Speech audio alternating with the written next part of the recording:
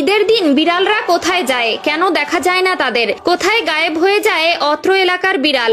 এছাড়াও পৃথিবীর মধ্যে কোন জাতি বিড়ালকে কোরবানি দিয়ে থাকে?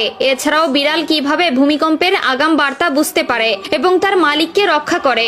এছাড়াও যারা বিড়াল পালন করে তারা কিভাবে ব্রেইন স্ট্রোকের হাত থেকে বেঁচে যায় তা কি আপনার জানা আছে?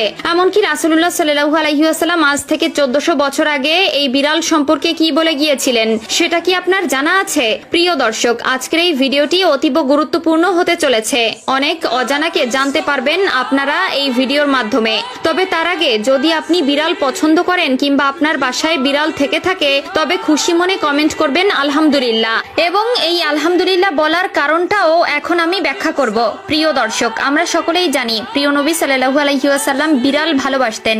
এই বিড়াল সম্পর্কে মহানবী সাল্লাল্লাহু আলাইহি ওয়াসাল্লাম কিছু হাদিস বলে গেছেন আমাদের, যার মধ্যে রাসূলুল্লাহ সাল্লাল্লাহু আলাইহি ওয়াসাল্লাম আবু দাউদ শরীফের 754 নম্বর হাদিসে ও তিরমিজি শরীফের 92তম হাদিসে বলেন, বিড়াল কোনো অপবিত্র প্রাণী নয়, বরং এটি তোমাদের গৃহপালিত প্রাণী। এছাড়াও রাসূলুল্লাহ সাল্লাল্লাহু আলাইহি ওয়াসাল্লাম আমাদেরকে বিড়ালের প্রতি দয়া করা নিয়ে একটি ভয়ানক হাদিস বলে গেছেন, যেটা সহিহ বুখারীর হাদিস নম্বর 3318 এবং সহিহ মুসলিমের হাদিস নম্বর 5717তে বলা হয়েছে, একবার রাসূলুল্লাহ সাল্লাল্লাহু আলাইহি ওয়াসাল্লাম এক মহিলার কথা উল্লেখ করলেন যে একটি বিড়ালকে বন্দী করে রাখায় তার উপর আযাব হয়েছিল, কারণ সে বিড়ালটিকে খেতে দেয়নি এবং মুক্তও করেনি যাতে নিজের খাদ্য সংগ্রহ করতে পারে। এছাড়াও আধুনিক গবেষণায় উঠে এসেছে যারা বিড়াল পালন করে, বিড়ালকে ভালোবাসে, ব্রেইন স্ট্রোক এবং হার্ট অ্যাটাকের সংখ্যা কমে যায়।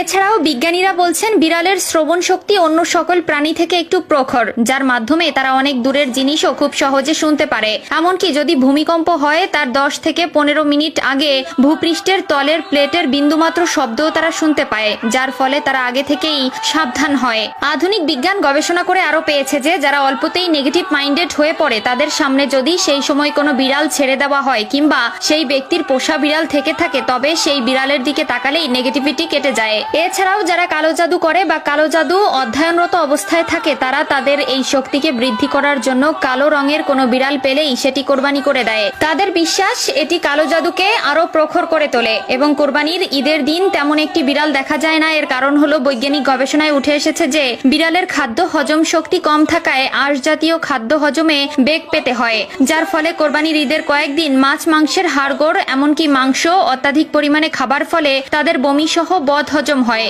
এবং তখন তাদের কাঁচা সবুজ ঘাস খাওয়ার প্রয়োজন পড়ে, যার ফলে তারা লোকালয় ছেড়ে নির্জন এলাকায় ঢুকে ঘাস খায় এবং বিশ্রাম নেয়। তাই প্রিয় দর্শক, বিড়ালের এত গুণাগুণ জানার পরেও যদি কেউ বিড়ালকে ঘৃণা করে তবে সে মূর্খ ছাড়া আর কিছু নয়। তাই তাদের বিড়াল পছন্দের বা যাদের বাসায় বিড়াল আছে তারা একবার কমেন্টে আলহামদুলিল্লাহ বলে যায়।